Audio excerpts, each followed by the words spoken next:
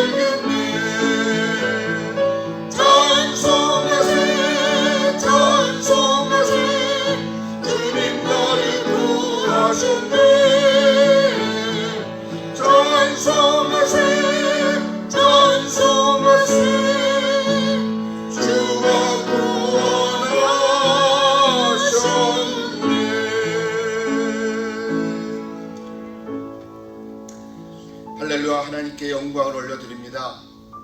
오늘도 주 앞에 와서 예배드리려고 하는 우리 한 사람 한 사람, 우리 지난 한 주간 어떤 삶을 살았든지 내가 예수님 믿고 구원받았다고 하는 놀라운 사실을 다시 한번 기억하고 오늘도 예배드리는 가운데 하나님께서 주시는 은혜가 충만한 귀한 시간 되도록 축복하여 주시옵소서.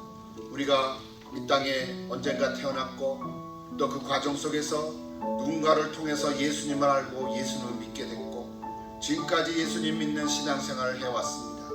아버지 하나님, 이제 신앙생활에서 실제 우리 삶의 현장 구석구석에서 정말 생활신앙으로 살아가는 저희들이 될 수 있도록 성숙한 신앙이 될 수 있도록 도와주시고 오늘도 예배를 드리는 가운데 이 놀라운 하나님의 은혜에 감격하며 정말 마지막에 이 세상을 떠나고 나서도 주님과 함께 천국에서 살아가는 소망을 가지고 비록 이 땅에 힘들고 어려움이 있더라도 굴하지 아니하고 힘써 믿음을 가지고 주와 더불어 살아가는 저희들이 다 되게 하여 주시옵소서. 오늘도 예배를 드립니다.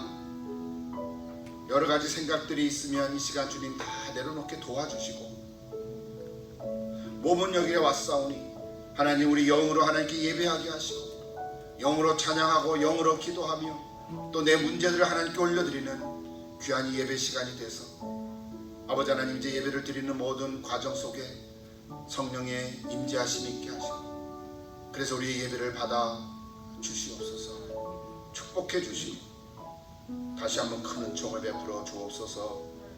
예수님의 이름으로 기도드립니다. 아멘.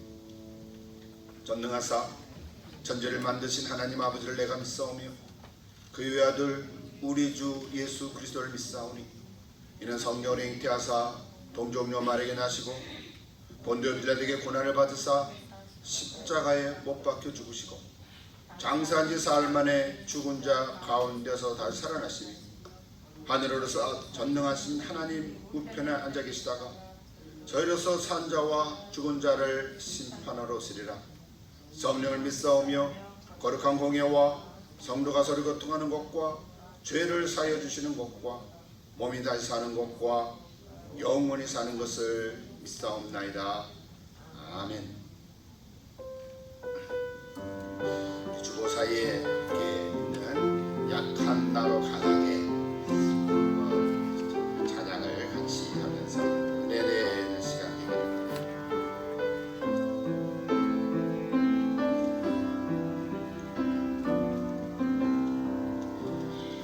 약한 나로 강하게 가난한 날 부하게 눈먼 날 볼 수 있게 주 내게 행하셨네. 약한 나로 강하게 가난한 날 구하게 눈먼 날 볼 수 있게 주 내게 행하셨네. 호산나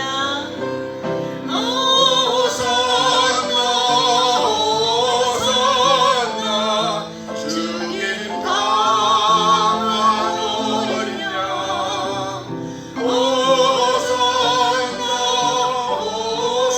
호산나 예수 다시 사신 내가 건너야 할 나 건너야 할까. 거기서 내 죄 씻겼네. 이제 주의 사랑이 나를 향해 깊은 강가에서 깊은 강가에 주가 나를 일으키셨도다.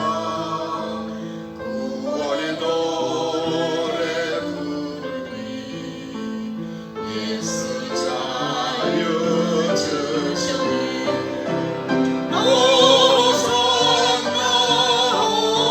호산나 주님 강한 어린 양. 호산나 예수 다시 사시니.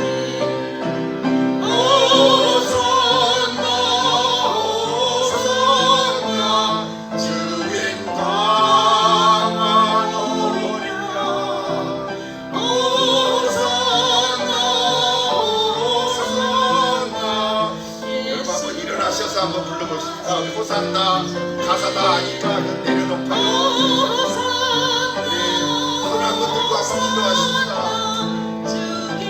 우리의 삶이 하나님 앞에 있고 지금까지 살아왔는데 각자 문제가 있을 수 있지만 그걸 우리 하나님 앞에 한번 기도하는 시간 가지면 좋겠습니다. 우리 한 번 더 부르시죠. 호산나 호산나 호사 예 주님 당한 어린 양. 주님 당한 어린 양. 호산나 예수 다시 사. 호산나 한 번 더 하십시다.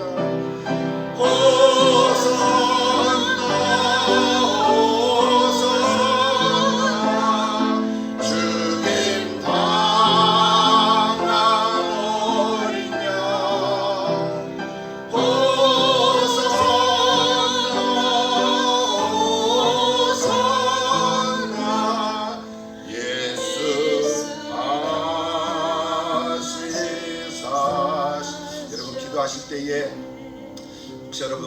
불편하신 분은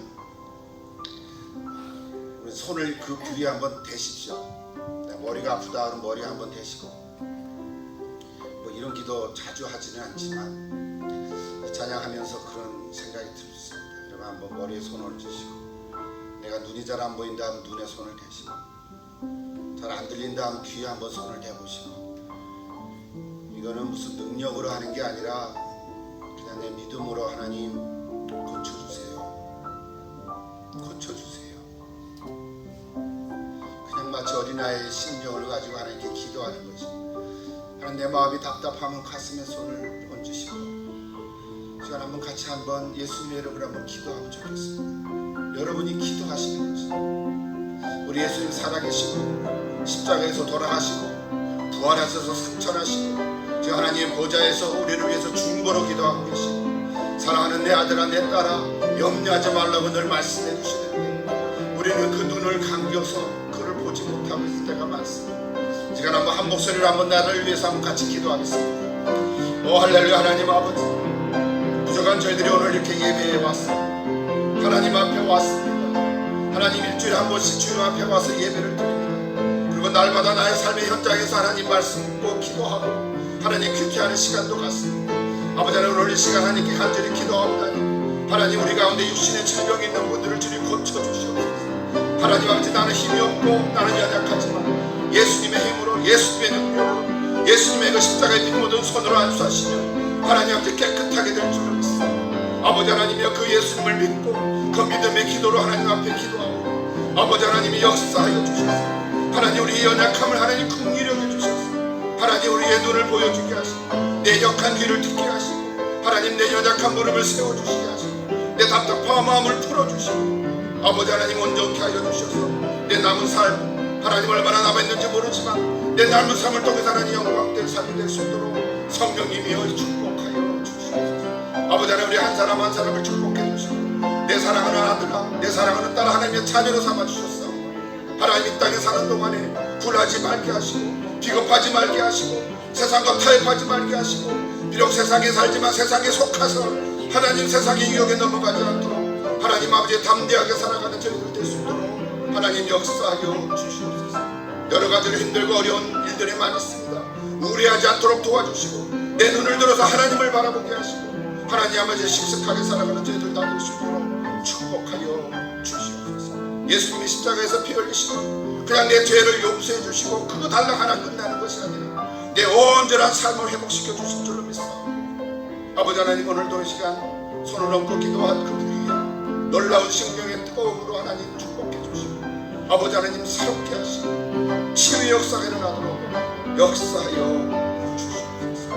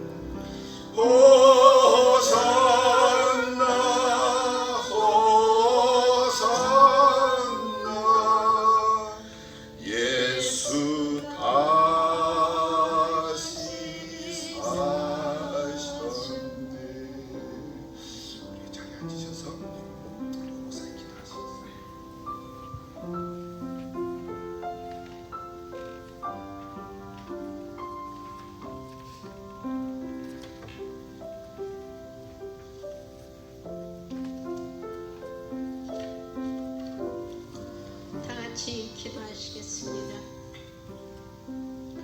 우리의 허물과 죄를 다 지시고 고난의 십자가 위에서 죽으시기까지 우리를 사랑하신 주의 십자가, 생각만 해도 주님이 고귀하신 헌신과 사랑의 물을 숙여 그리고 무릎을 꿇고 하나님께 감사와 영광 올려드립니다.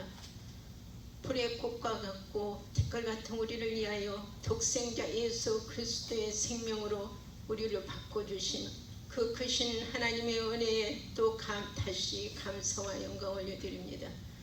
시 공간을 넘어서 우리의 삶 속에서 역사하시고 인도하시며 악의 손으로 바꾸시기도 하시며 고난과 환난도 허락하시어 믿음의 자녀로 부르심의 리더로 세워가시는 하나님의 놀라운 섭립 속에 들어가게 하신 하나님께 감사를 드립니다.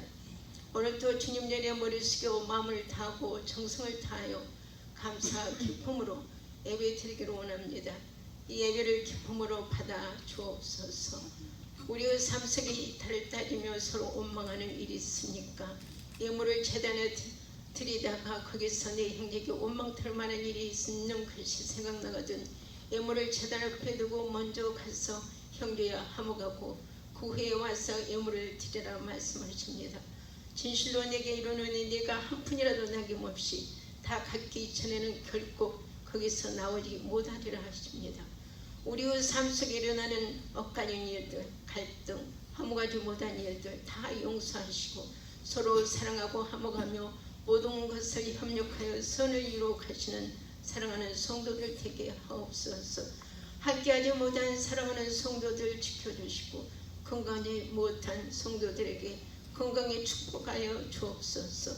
하나님 아버지 사랑하는 성도들 가정이나 직장이나 사업에 하나님의 크신 은혜로 축복하사 하늘의 복을 여시고 넘치도록 축복하사 어려움 없게 하시고 이웃에게 나누어 사랑을 전하게 하옵소서. 사랑하는 자녀들 붙들어 주셔서 교회와 이 나라와 세계 미래에 의한 소망의 리더들이 되게 하시며 지혜와 능력과 사랑을 주셔서 성숙한 삶을 살며 강하고 담대하게 세상을 이겨나가게 하옵소서.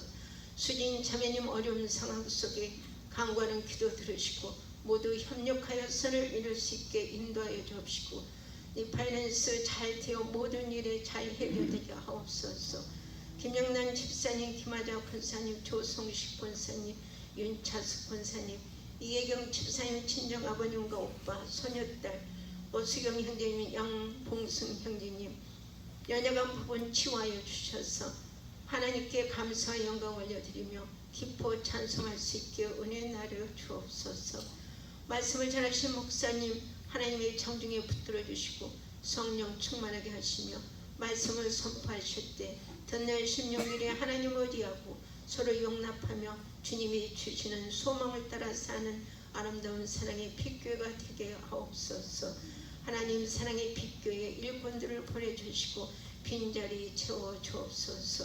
살아서 역사하시는 하나님께 감사와 영광을 올려드리며 예수님의 이름으로 기도드립니다. 아멘.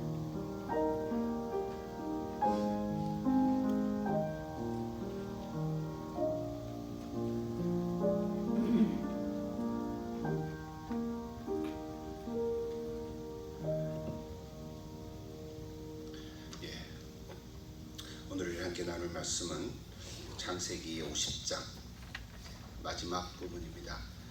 창세기 50장 15절부터 26절까지 성경을 펴서도 좋고 또 매일 성경 지난주 금요일 9월 25일 부분 창세기 50장 15절부터 26절까지 제가 봉독할 때에 성령님께서 잘 깨달아 알게 해주시기를 기도합니다.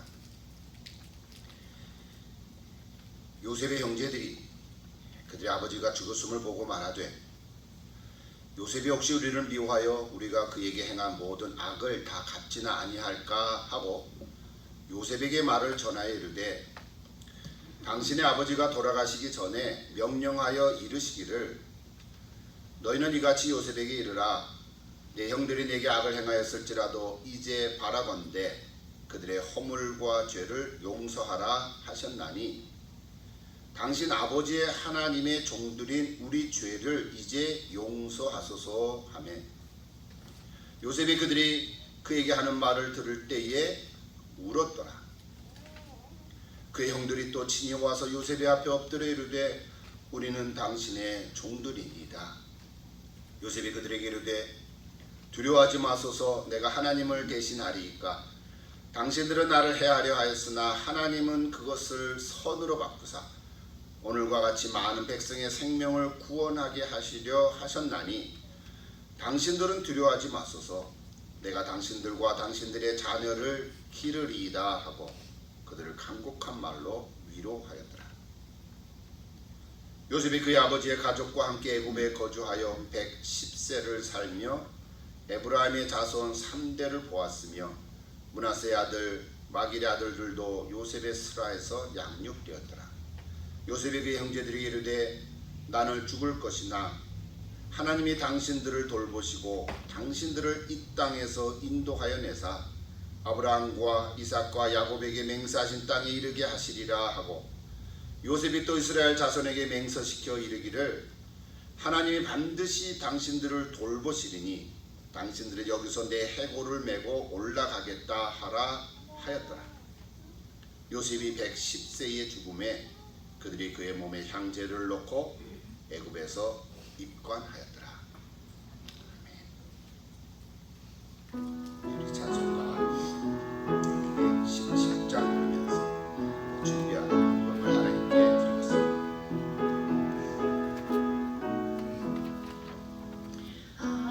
하나님이 말씀하시기를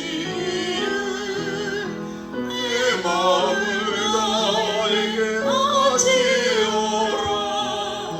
너니 있든지 날 섬기며 기쁘게 날 항상 의지하라. 바치오라 내 마음을 주께서 너에게 이르시네. 캄캄한 죄에서 물러내신 주께서 인도하시리라. 주께서 말씀하시기를 내 마음을 너에게 바치고 사악한 죄에서 벗어나며 나 어찌 널 구원하겠느냐.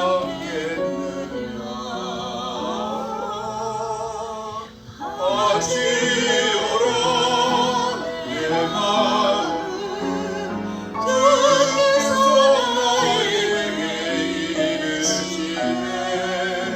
캄캄한 죄에서 물러내신 주께서 인도하시리라. 일어나셔서 리포문하십시다. 성령께서 말씀하시기를 가진 것 모든 것 다 맡기고 내 맘도 기쁘게 바치오라. 풍성한 은혜를 더하리라. 바치오라 내 마음을 주께서 너에게 이르시네. 캄캄한 죄에서 물러내신 주께서 늘 인도하시리라.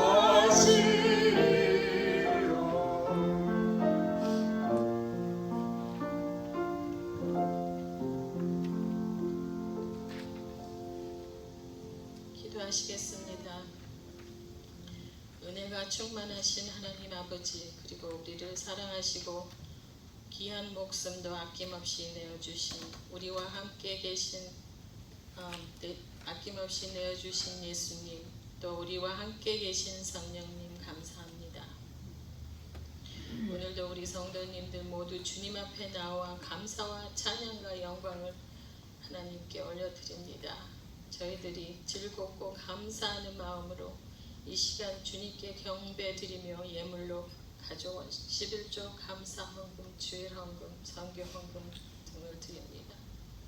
주님께서 주신 은혜 갚을 길이 없으나 저희의 진정한 예배를 통해 찬양과 영광을 올려드립니다. 하나님의 모든 은혜를 저희들이 잊지 않고 저희의 모든 죄를 용서해 주신 것을 감사하며 예수님의 매맞고 상처를 입으심으로 저희의 모든 병을 고쳐주신 것을 믿고 하나님의 풍성한 사랑과 자비에 감사하며 우리의 삶을 모두 좋은 것으로 만족하게 풍족하게 채워주시는 하나님께 감사하며 다시 사신 예수님 또 다시 오셔서 우리를 데려가신다고 하신 예수님의 이름으로 기도드립니다. 아멘.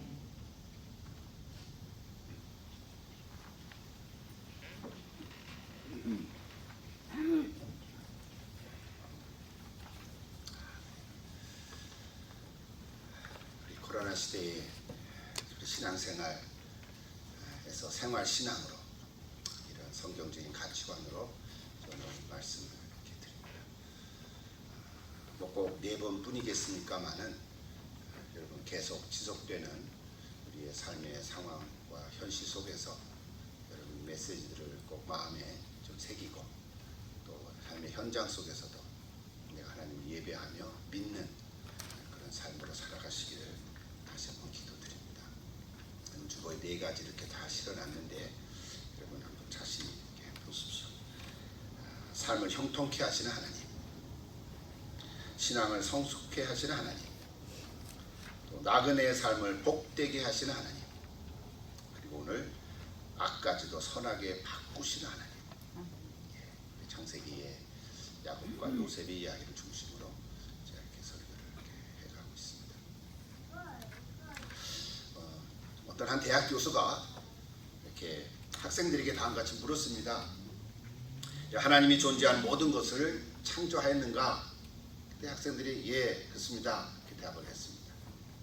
교수가 다시 물었어요. 하나님 모든 것을 창조하셨는가? 그랬더니 예. 그때 교수가 만약 하나님 모든 것을 창조하셨다면 악도 창조하셨는가? 이렇게 물었어요. 그때 학생들이 머뭇거린 거예요. 하나님도 악도 만드셨나? 하나님 악한 분이신가? 퀘스천이 생긴 거잖아요. 그래서 쭈물쭈물하고 있는데 교수가 하는 말이 우리의 삶을 보면 분명히 악한 일이 있고 또 우리의 삶의 어떤 형태들, 어떤 결과들을 보면 분명히 악한 들이 있기 때문에 악은 존재한다. 그러면 존재하는 모든 것을 하나님이 창조하셨다면 악도 하나님이 창조하신 게 맞지 않느냐? 이렇게 논리로 얘기를 했어요. 그때 학생들이 답을 못하고 가만히 있으니까 교수가 좀 의기양양해서 이렇게 좀 이거 뽐내고 있었어요. 근데 어떤 학생이 손을 들면서 무슨 질문해도 되겠습니까? 이렇게 물었어요. 물론이지. 교수님, 추위라고 하는 것이 존재합니까? 이렇게 물었어요. 추위가 존재하느냐? 이렇게 물었다고요. 이게 물리학 강의니까. 그랬더니 물론 존재하지. 우리가 추위가 타지 않냐. 추위 존재하지. 그랬더니 학생이 하는 말이요. 사실은 추위 자체는 존재하지 않습니다. 추위란 열이 없는 상태가 아닙니까? 이렇게 이렇게 답을 하고 있어요 지금. 제가 이거 읽은 글인데요. 그대로 인용하는 거예요. 절대 영도. 여러분 절대 영도라는 말을 잘 안 들어봤죠 우리가. 절대 영도는 미국에는 화씨를 쓰잖아요. 섭씨도 안 쓰고. 화씨로 보면은 459도 67도가 절대 영도를 가리키는 거예요. 굉장히 춥죠. 그러니까 섭씨로 얘기하면 영하 273도를 얘기하는 거예요. 그러니까 영하 273도면 어떻게 생각해요? 뭐 다 꽁꽁 얼어버리는 거잖아요. 그거를 절대 영도라고 말을 하는 거거든요. 하여튼 그렇다고 치고. 그러니까 이제 이 학생이 얘기하는 게 뭐냐면 절대 영도라고 하는 것은 열이 완전히 빠진 상태, 열이라는 게 하나도 없는 상태를 절대 영도라고 하는데, 그러므로 실제로 추위 자체는 존재하는 게 아닙니다. 이렇게 논리를 폈어요. 지금 가만히 있는 거예요. 학생이 계속 하나 더 물었어요. 교수님, 어두움이 존재합니까? 이렇게 물었어요. 어두움이 존재하냐? 실제로 어두움이 있잖아요. 근데 이 학생이 또 계속 얘기하기를 어두움 자체도 사실은 빛이 없는 상태입니다. 이렇게 얘기하는 거예요. 빛이 없는 상태다. 그래서 어두움 가운데 작은 빛만 하나 탁 비춰도 어둠은 금방 사라지고 없어진다는 거죠. 좀 논리적으로 말이 되는 것 같아. 그래서 교수가 하고 있는데 마지막으로 하나 더 물었어요. 이 학생이. 교수님, 그럼 악이 존재합니까? 이렇게 물었어요. 아까 교수가 악이 존재한다 그랬잖아요. 하나님이 악을 창조하셨다 그랬잖아요. 근데 학생이 이제 얘기하는 거예요. 악이 존재합니까? 물론이지. 악한 걸 봐라. 실제로 악이 있지 않냐? 근데 학생이 하는 말이요. 악은 사실은 선이 부재한 상태입니다. 이렇게 답을 한 거예요. 악은 선이 없는 상태가 악입니다. 그러면 하나님은 선이신데 하나님이 없는 상태가 악한 것입니다. 이렇게 논리를 폈어요. 그래서 교수가 말을 못한 거야. 뭐 그 다음 얘기들도 있지만. 근데 이 학생이 누군지 아십니까? 우리가 아는 알버트 아인슈타인. 아인슈타인이 학생 때 이런 질문을 했다는 기록이 있어서 제가 다른 책을 읽다가 야, 이거 재밌다 이렇게 해주니까 저는 전에 설교하면서 어둠이 실제하지 않는다 이런 얘기를 저는 종종 했어요. 어둠이 실제하지 않다. 어둠은 빛이 없는 상태다 그랬잖아요. 그런 성경적으로 맞는 거예요. 추위가 열이 없는 상태다. 이건 내가 요번에 알았어요. 절대 영도라는 게 마이너스, 우리 섭씨로 하면 더 이해가 빠르죠. 273도. 이건 뭐 우리가 뭐 영하 뭐 한 10도, 20도만 돼도 막 꽁꽁 얼어서 힘든데 영하 100도도 우리가 경험을 못 해봤잖아요. 영하 273도. 이게 절대 영도라는 물리학에서 얘기한다. 근데 오늘 신앙적으로 악은 선이 없는 상태, 즉 하나님이 없는 상태가 바로 악이다. 악한 상태다. 자, 이거를 뒤집어 얘기하면 뭡니까? 우리가 얘기하는 악한 것들이 실제로 있고 실제로 삶의 현장에 있잖아요. 악한 마음도 있고 악한 어떤 행실로 인해서 악한 행동이 나타나고 그래서 악함들이 있단 말이죠. 그러니까 분명히 악은 존재하는데 그렇다면 악을 하나님께서 만드셨나? 이런 퀘스천들이 생길 때 오늘 이 비록 아인슈타인의 이야기를 제가 소개하면서 실제로 우리 현실 속에서 악은 있는 것 같지만 우리 성경적으로 볼 때 하나님께서 악을 창조하신 것은 아니다 하는 것은 분명한 것 같아요. 자, 이렇게 되면 이제 장세로 가가지고 그런 선악을 알게 하는 나무의 실과 얘기를 해야 되는데 그 얘기로 빠져나가면 너무 덩어리가 크니까 그럼 그건 나중에 혹시 그럴 기회가 되면 제가 또 한번 말씀을 드릴게요. 그래서 선악을 알게 하는 나무의 실과를 에덴 동산에 하나님께서 만들어 놓으시고 이거 먹지 마라. 먹으면 죽으리라 그랬잖아요. 그러니까 선악을 알게 하는 거지요. 그 얘기는 좀 나중에 기회가 있으면 말씀드리고 다시 돌아와서 그러니까 보세요. 선이 없는 상태가 악이다. 그러면 하나님이 나타나시면 하나님은 원래 선이시다고 우리가 분명히 아니까 하나님은 선하시다. 선하신 하나님 이렇게 우리가 말을 하니까 하나님이 나타나시면 하나님이 그 자리에 임재하시면 악한 마음은 떠나버리고 마는 거죠. 우리가 악한 마음을 갖고 있더라도 하나님이 임재가 생기면 하나님의 선한 마음이 들어오면 악한 마음은 다 사라져버리고 만다는 거예요. 우리가 혹 죄질 마음이 생길 때 하나님이 함께 하시면 하나님의 영이 함께 하시면 성령이 임재해 계시면 죄질 생각을 들다가도 또 떠나버리고 만다는 거예요. 아멘. 긴 얘기를 쉽게 간단하게 한 건데 이해가 되시죠? 네. 그러므로 오늘 이 땅에 선과 악이 분명히 있어 보이고 실제로 악한 것도 있고 악한 행동도 있고 어떤 악한 모습들이 있어 보이지만 사실은 그 악 자체가 존재한다기보다는 그 자리에 선이 없는 상태라. 이렇게 생각해 보니까 너무 멋있는 거예요. 그래서 오늘 그렇다면 오늘 우리는 이 악을 없애는 방법은 뭘까? 이미 얘기했죠. 하나님이 함께 하시면 됩니다. 하나님이 나타나시면 됩니다. 하나님의 선한 마음이 내 안에 들어오고 하나님의 선함이 나한테 나와 임재하고 계시면 비록 내가 이 땅에 사니까 악한 생각들이 혹 들다 하더라도 들다가도 떠나버릴 줄로 믿는 거지요. 오늘 이것이 우리에게 주시는 우리 하나님의 메시지. 자, 오늘 이 메시지를 가지고 오늘 본문을 좀 들어가 보겠습니다. 오늘 여전히 야곱의 요셉의 이야기잖아요. 오늘 50장 또 세 부분으로 나눠서 우리 매일 성경에 그 큐티 나눈 본문에 3개로 되어 있으니까 또 세 부분 나눠가지고 그대로 제가 뭐 답을 하거나 그런 건 아니지만 메시지를 나눠. 첫 번째 15절부터 17절에 이런 얘기 있어요. 야곱이 죽고 난 이후에 형들이 요셉에게 와서 뭐예요? 다시 용서를 구하고 있어요. 그죠? 다시 용서를 구하고 있어요. 그것이 17장에 17절에 나오는데 우리 아버지인 야곱이 자신들의 허물과 죄를 용서하라고 하셨다. 오늘 저기 성경 약간 읽으면서 다시 한번 보세요. 뭐라고 그랬어요? 이 형들이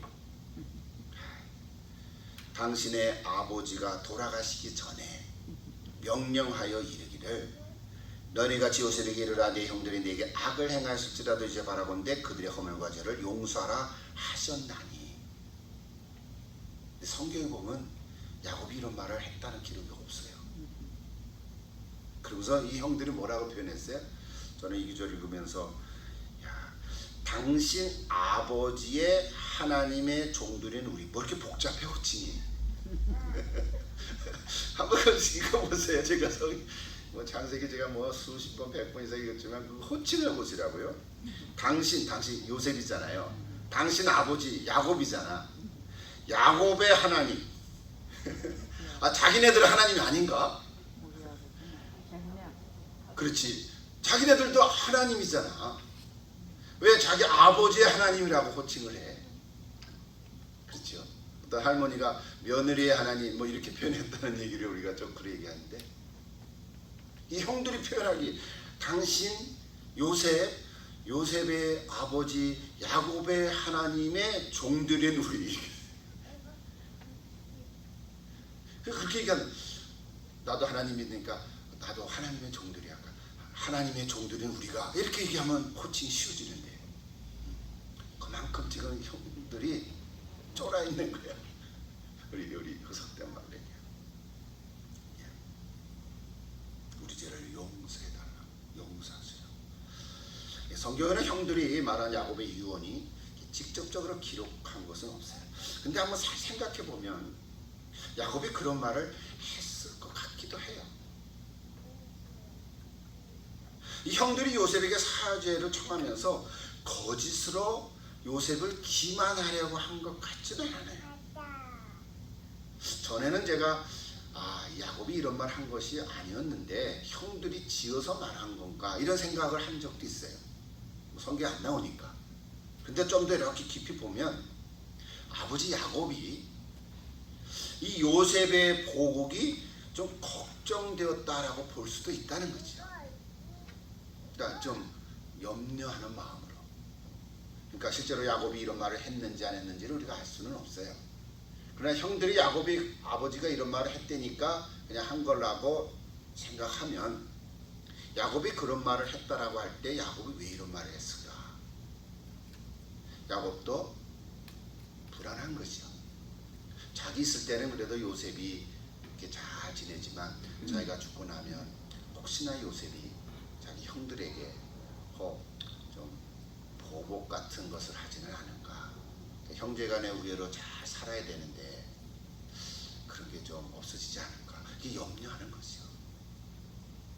여러분 우리 다 가정 속에서 다 부모님과 형제들 간에 사는데요. 저만 해도 한국에 형제들이 있지만 우리 3남 3녀잖아요. 둘째 누님만 일찍 돌아가시고 아버지 계실 때 그리고 아버지 떠나가시고 어머니는 좀 더 오래 사셨지만 어머니 떠나가시니까 잘 안 모인다. 형제들도 다 각자 자기 가족들이 있고 삶이 있으니까 그래도 어머니 살아계실 때는 어머니 중심으로 한번 모이기도 하고 무슨 이렇게 뭐 추석 때라는 다 모이고 하는데 얘기 들어보면은 다들 벌써 나이가 70, 80이 되다 보니까 이제는 잘 안 모이는 것 같아요. 이렇게 나라도 가서 제가 막내니까 좀 오세요 한번 모일지 모르지만 우리 인간도 그런 요즘도 그렇죠. 그러니까 야곱의 심정을 충분히 이해할 수 있어요. 내가 쫓겨나면 뭐 요셉이 못돼서 그런 건 아니라 이러지 않을까 해서 야곱이 이런 그런 심정으로 이런 말을 했을 수도 있어요. 그리고 또 한 가지 야곱은 왜 이렇게 됐을까 할 때 자기가 요셉을 특별히 사랑했다는 그 편애라 그러죠. 편애했던 것이 원인이 됐다는 것도 아마 좀 마음에 걸리고 그랬을 수도 있어요. 이렇든 저렇든 야곱은 자신의 아들들 모두가 자녀들이 잘 하나님 믿고 서로 사랑하고 정말 행복하고 또 진정한 용서를 하고 화해가 있기를 바라는 마음이 있었을 거예요. 그렇죠. 우리도 살아오면서 전에 용서라는 주제로 설교했을 때 핵심 얘기를 제가 한 적이 있어요. 저와 여러분도 다 누구로부터 내가 잘못을 행했다면 내가 용서를 받을 체험이 있어요. 누군가 나에게 해코지를 했어요. 나 막 속상해. 그러면 그 사람으로부터 미안합니다 하는 용서를 받아야 풀리는 거잖아요. 그러니까 내가 용서받은 체험이 있어야 돼요. 또 하나는 내가 누구를 잘못했어야 할 때는 내가 그 사람에게 용서를 구해야 되는 거죠. 미안합니다. 내가 잘못했습니다 하는 말을 해야 되죠. 그죠? 그래서 용서를 구하거나 용서를 받아야 하는 그런 체험이 오늘 저와 여러분에게 다 필요합니다. 여러분 그럴 때 어떻게 하십니까? 용서를 구하거나 용서를 받습니까? 되게 말처럼 이렇게 쉬운 게 아니에요. 내가 누구로부터 용서를 받는 것도 어렵고 내가 누구를 용서하는 것도 그렇게 쉽지가 않아요. 세월이 흐르면 다 괜찮아지겠지 이런 생각 가질 때도 있고. 근데 왜 그럴까요? 제가 이렇게 보면 그런 경험이 없기 때문에 그런 것 같아요. 내가 누구로부터 용서를 받은 경험이 있어야 내가 누구를 용서할 수 있는 힘이 있거든요.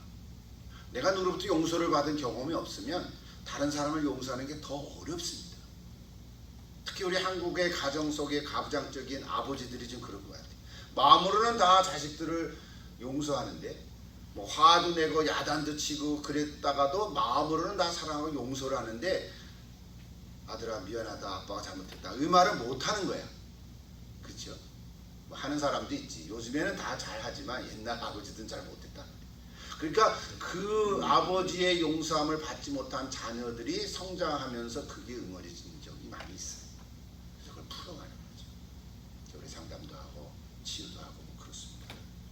그러니까 중요한 건 뭐냐면 내가 먼저 용서를 받은 체험이 있어야 하는 거예요. 그래야 내가 다른 사람을 더 용서할 수 있는 힘이 생깁니다.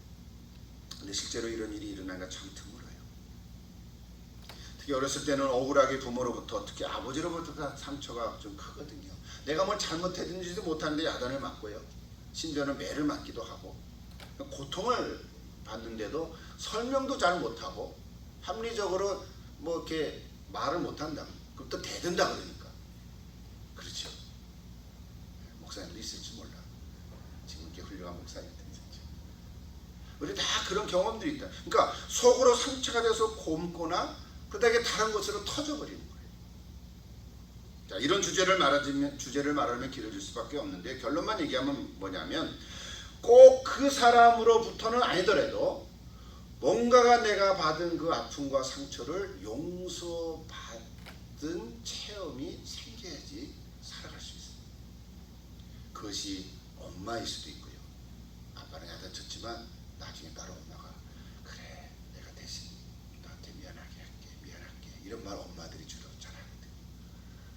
또는 엄마가 아니더라면 친구가 용서를 한다고 위로해 줄 수도 있고, 또는 학교 선생님이 그럴 수도 있고, 뭐 누구라 어르신들이 누구라도 You are not fault. 네가 잘못한 거 아니야. 이런 말을 해주는 사람이 필요한 거죠. 그 짧은 한 말이죠. You are not fault. 이 말을 들을 때 그 마음에 용서받은 마음이 생기는 거죠. 꼭 그 당사자는 아니더라도 말이죠. 이게 중요한 거예요. 그런데 어느 누구도 어떤 사람도 그런 말을 해주는 사람이 없을 때 내가 용서받은 체험을 못하는 거예요.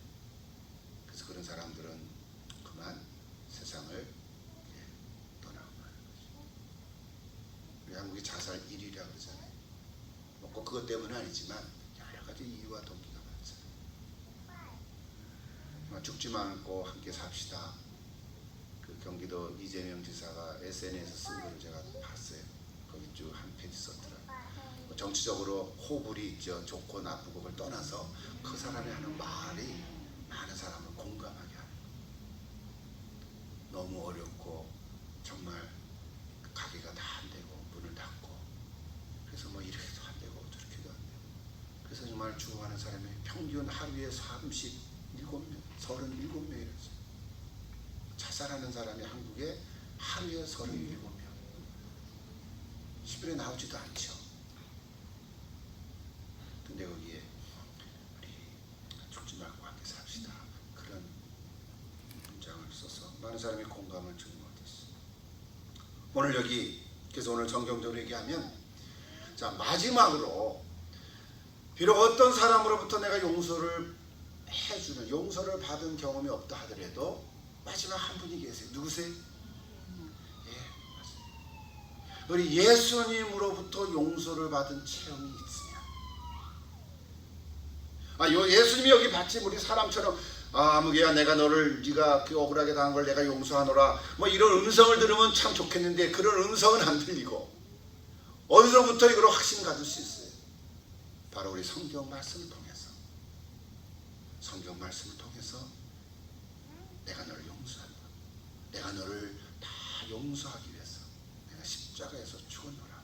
이 예수님의 말씀을 통해서 우리가 용서받은 체험이 생기기 시작한 거예요. 아멘. 우리가 이것을 단순한 신앙이라고 생각하지만 신앙 안에 용서받은 체험이 우리가 생기는 거예요. 내가 죄를 지었는데 내가 의도적이든 또는 나도 모르는 사이에 접근 그 내가 지은 죄를 예수님이 용서해 주셨다는 이 체험. 나와는 전혀 관계없는 어떤 사람들을 통해서 하나님께서 너를 사랑하신다. 네가 어떤 형편과 처지에 있더라도 네가 어떤 악한 일을 했다 하더라도 내가 너를 용서한다. 내가 너를 사랑하고 있다. 이 음성을 듣는 것이 이렇게 중요한 것입니다. 아멘. 예. 하나님 지금도 저 여러분을 사랑하고 계신 줄로 믿습니다. 아멘. 제 말이 아니고 성경 말씀이죠.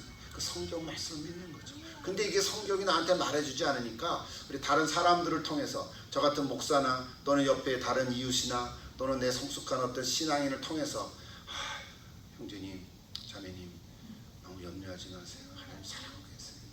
힘내세요. 이런 말을 듣는 거예요. 그럴 때 힘이 나잖아요. 예. 근본적으로는 성경 말씀을 통해서 하나님이 나를 사랑하고 계시다. 나와 함께하고 계시다. 이런 말을 여러분 마음속에 새길 때 여러분 다시 한번 힘을 얻게 되는 줄 믿습니다. 이거 십자가를 통한 용서의 체험입니다. 이 하나님의 용서를 경험한 사람은 이제 나를 힘들게 했던 그 사람을 미워하지 않게 되는 거예요. 비록 그 사람이 나를 용서해 주지 않았다 하더라도 비록 그 사람과 아직은 화해하지 못했다 하더라도 그 사람을 용서하는 마음이 내 안에 생기는 거예요. 이게 에너지가 생기는 거죠. 왜? 하나님이 나를 용서해 주셨다는 확신이 생기니까. 오히려 나에게 악하게 했던 그 사람을 긍휼히 여기는 마음이 있고 위로하고자 하는 마음이 생기는 거예요. 그렇죠? 아직은 그 사람은 또 용서받지 못했지만 그 마음속에는 이미 용서의 마음이 생긴 거예요. 이게 하나님이 주시는 은혜입니다. 그러므로 어떤 특별한 사람의 용서가 아니라 하더라도 하나님으로부터 이 용서받은 체험, 이것이 우리를 힘있게 하는 것이, 이게 첫 번째 메시지. 두 번째로 가보면, 그래서 오늘 본문을 보면요, 아버지 야곱이 죽고 나서 다시 용서를 구하는 형들에게 요셉이 뭐라 그랬어요? 눈물을 흘렸더라 그랬어요. 눈물을 흘렸더라. 글쎄, 눈물을 흘린 이유를 뭐 여러 가지 생각해 볼 수 있겠지만 아직도 형들의 마음이 온전히 받아들이지 못했구나. 이미 창세기 45장에 보면 요셉은 베냐민을 대신해서 자신을 희생을 했던 형 유다의 이야기를 보면서 눈물을 흘렸거든요. 용서를 한다고 말했거든요. 근데 형들이 아직 충분치가 않은 거야. 아, 저 요셉이 그냥 말로만 하는 거구나, 그렇게 생각했다는 것이죠. 그러니까 그 얘기를 듣고 요셉이 더 슬픈 거죠. 참 쉽지가 않은 거죠. 내가 용서를 한다 해도 받아들인 사람이 받지 않으면 이게 참 받아들여지기 어려워요. 늘 이렇게 갖고 있는 거예요. 오늘 형들이 그런 거예요. 이제 마음을 극복하기 위해서 용서받은 체험이 있을 때 다른 사람을 위로할 수가 있다는 거예요. 자, 두 번째로 가보십시다. 18절에서 21절에 보면, 그래서 형들은 요셉을 위로하면서 뭐라고 얘기하냐면요, 이것은 내가 한 것이 아닙니다, 하나님께서 하신 것입니다 라고 분명히 20절에서 얘기하고 있죠. 아까 여러 번 읽었죠. 20절에 당신들은 나를 해하려 하였으나 하나님은 그것을 선으로 바꾸사. 이것이 오늘 핵심 구절이죠. 하나님은 그것을 선으로 바꾸사 오늘 같이 많은 백성의 생명을 구원하게 하시려 하셨다. 이것이 하나님의 궁극적인 목적이, 나를 기분 좋게 하려는 것이 아니라 마른 사람의 생명을 살리려 하는 것이 하나님의 목적이십니다. 하나님은 그것을 선으로 바꾸셨습니다. 창세기 22장 18절에 보면 아브라함에게 후손으로 인류의 구원자를 보내시겠다고 약속했습니다. 그것을 신약성경 갈라디아서 3장 6절에 보면 이렇게 기록하고 있어요. 여러분 요한복음 3장 16절도 잘 알지만 갈라디아서 3장 16절도 아주 중요한 구절이에요. 이 약속들은 아브라함과 그 자손에게 말씀하신 것인데 여럿을 가리켜 그 자손들이라 하지 아니하시고 오직 한 사람을 가리켜 네 자손이라 하셨으니 곧 그리스도라. 이게 무슨 말씀입니까? 제가 이제 한 절만 인용하려고 했는데 제가 어제 다시 좀 읽어보면서 저 앞뒤 구절을 읽으면 좋겠다 이런 생각이 들었어요. 한번 찾아보면 좋겠어요.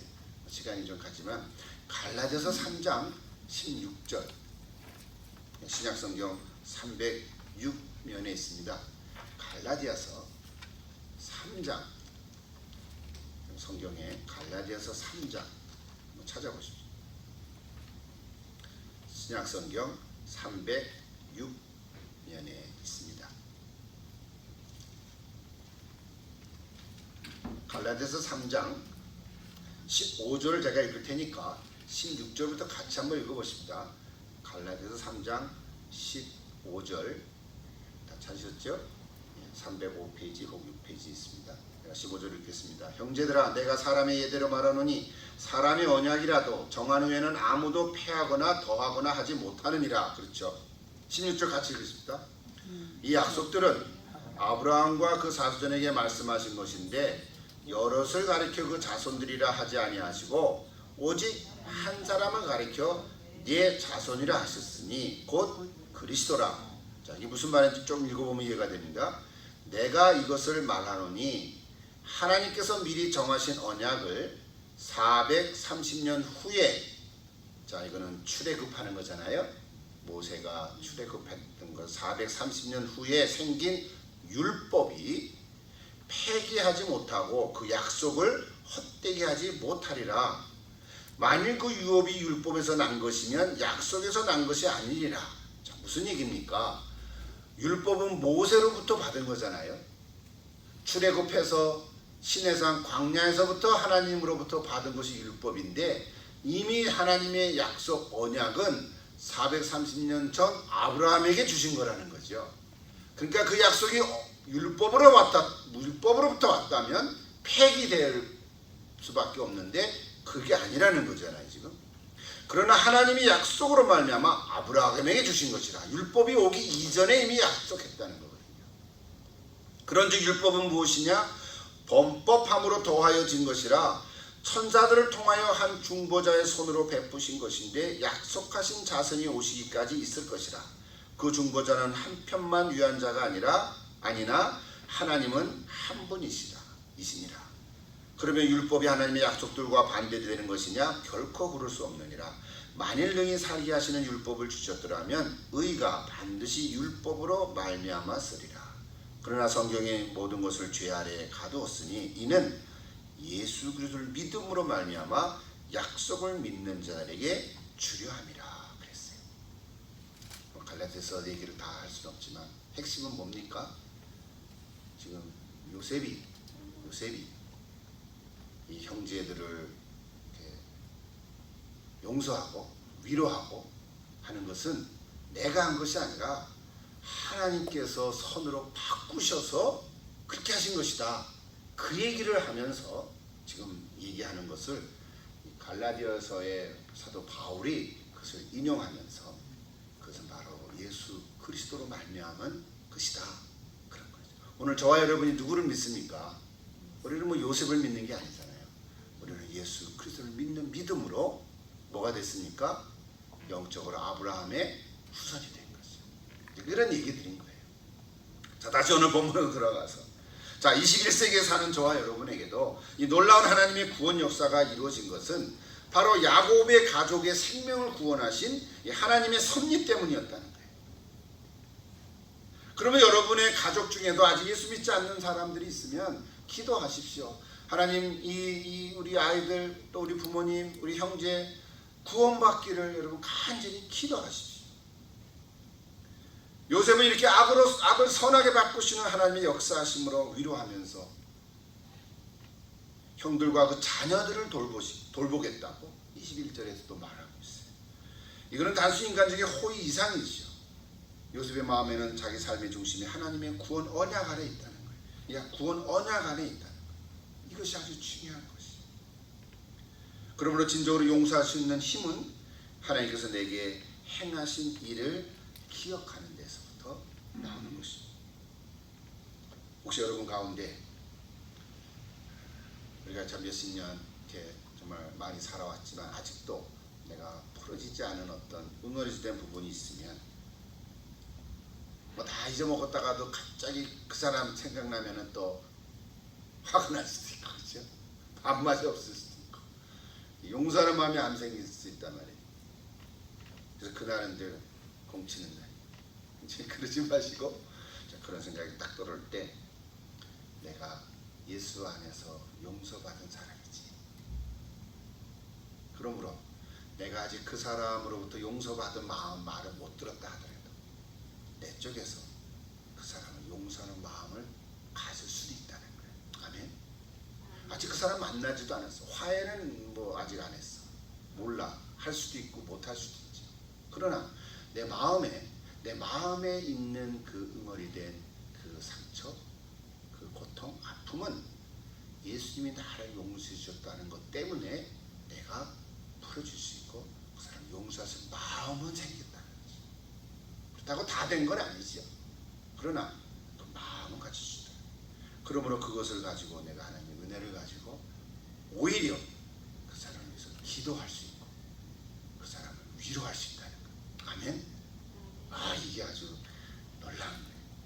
이것이 오늘 우리가 별거 없는 것 같지만 우리 예수 그리스도를 믿는 그리스도인이가 있는 힘인 줄로 믿습니다.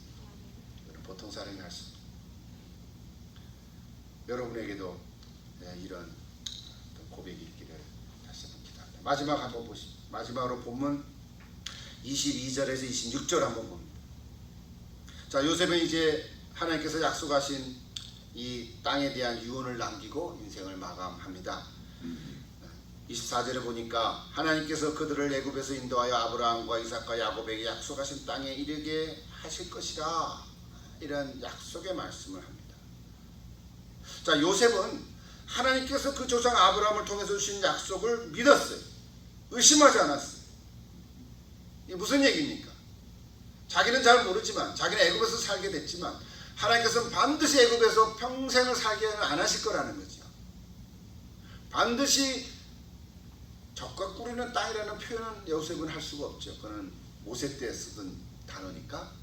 그러나 하나님이 약속하신 그 가나안으로는 옮겨서 살게 할 것이라는 약속을 믿었다는 거예요. 자기에게 한 게 아니라 할아버지의 아브라함하고 약속한 거를 그 이삭이 믿고 야곱이 믿고 이제 요셉도 믿은 거지. 4대째 믿은 거죠. 그래서 요셉은 이 어려운 상황 속에서도 그 하나님의 약속을 굳게 믿은 거지. 여러분들 이 약속을 꼭 믿게 되기를 바랍니다. 그 약속은 세 가지죠. 요셉의 가족이 큰 민족을 이룬다, 이런 것이고요. 또 하나는 약속할 땅 가나안을 이루어 주신다, 그런 거고, 또 하나는 인류의 구원자를 보내실 것이다. 이것이 아브라함이 주신 약속이에요. 근데 요셉이 관심 있는 건 뭐예요? 두 번째 약속의 땅 가나안이었어. 그래서 오늘 얘기한 뭐예요? 25절을 보면, 25절을 한번 보세요. 마지막으로 창세기 50장 25절에 보면 요셉이 뭐라 그럽니까?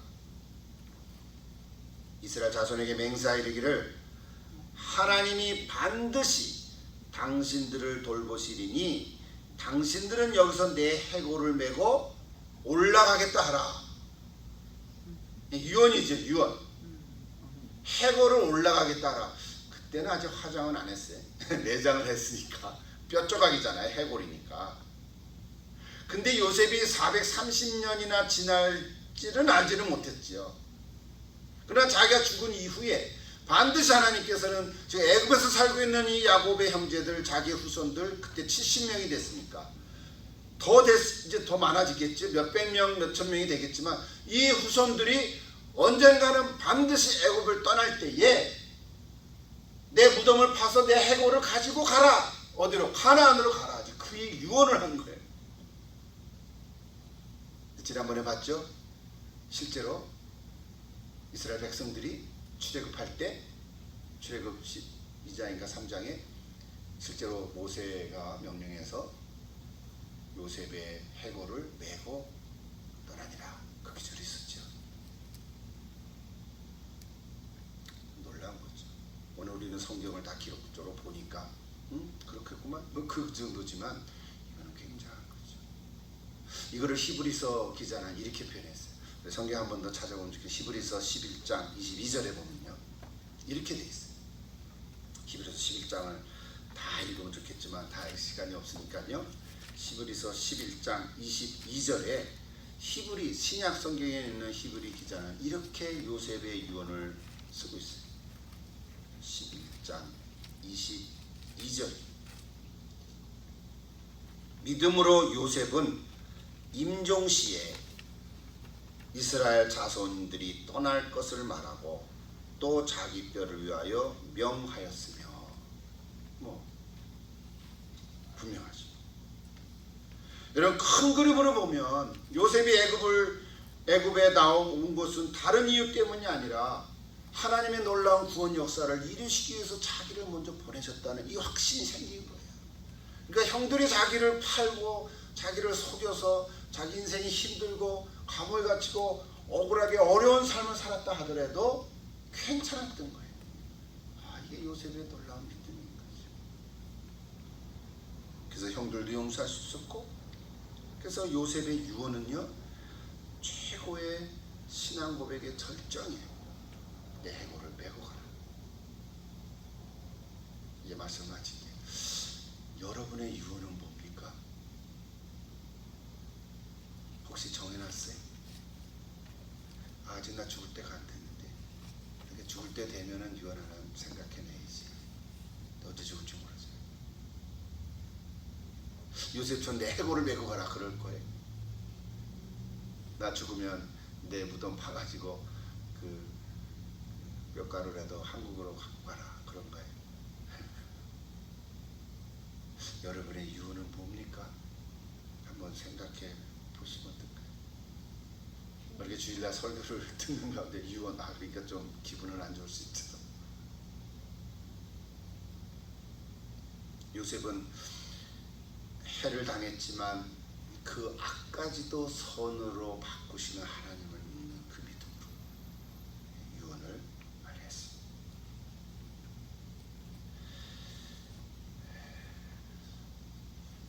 보통 유언하면 이 세상 사람들은 자기가 갖고 있는 남은 재산을 누구누구에게 준다 이런 걸 유언장에다 써놓는다 그래요.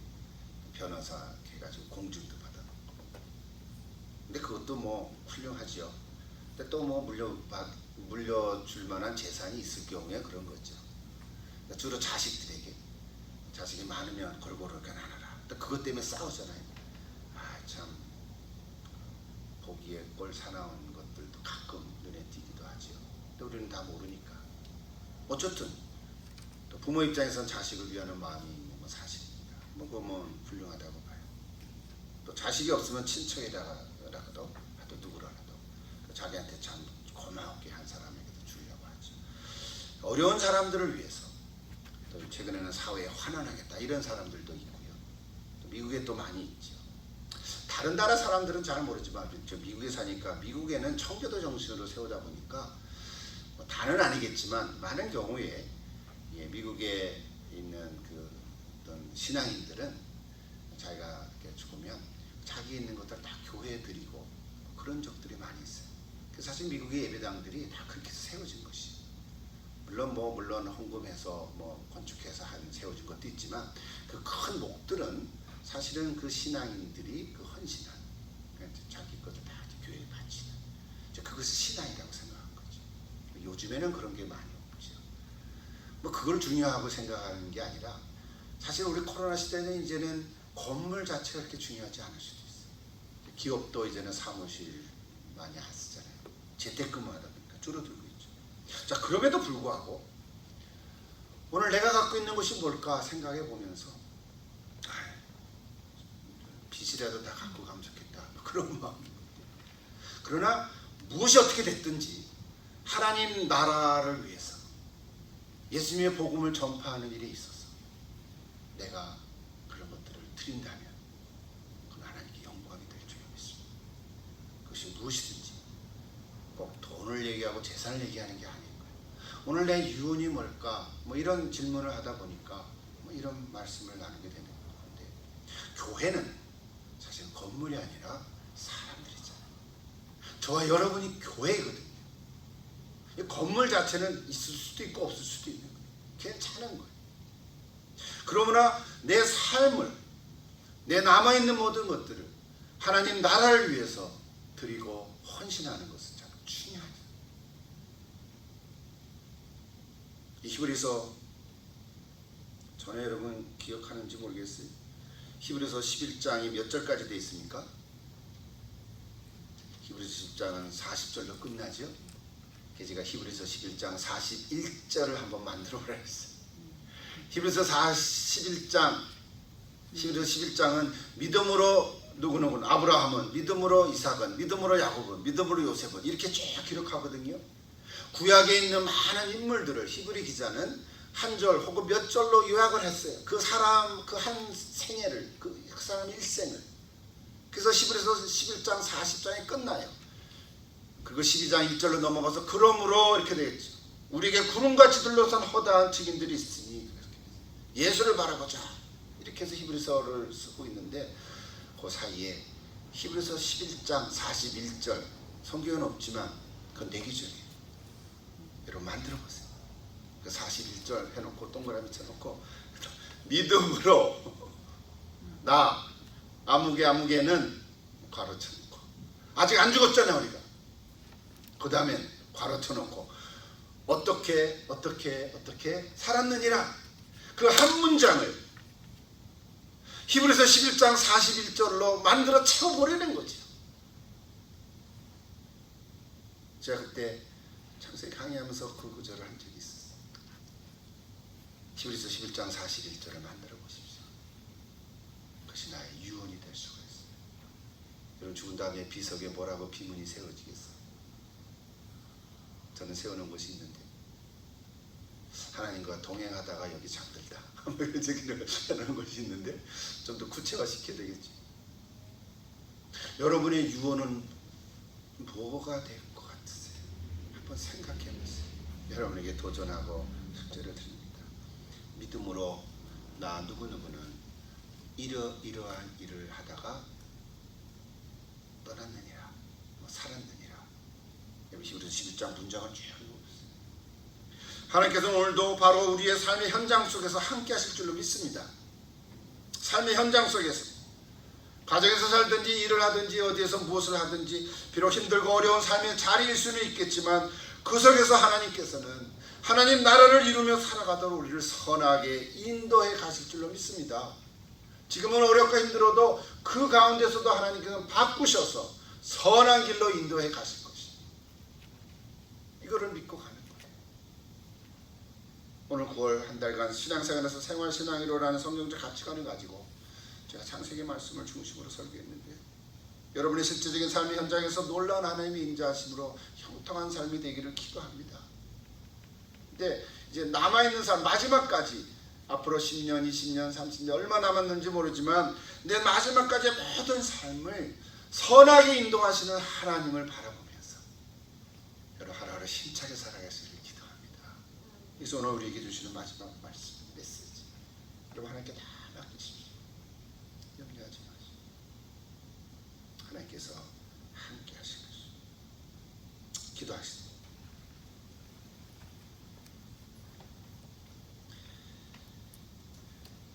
오늘도 살아계신 아버지 하나님, 우리 창세기 말씀을 통해서 볼 한 달 동안 이미 알고 있는 많은 내용들을 또 주신 메시지를 통해서 같이 나눴습니다. 우리 마음속에 잘 새겨서 힘이 되게 하시고 놀라운 하나님의 은혜가 있기를 기도합니다.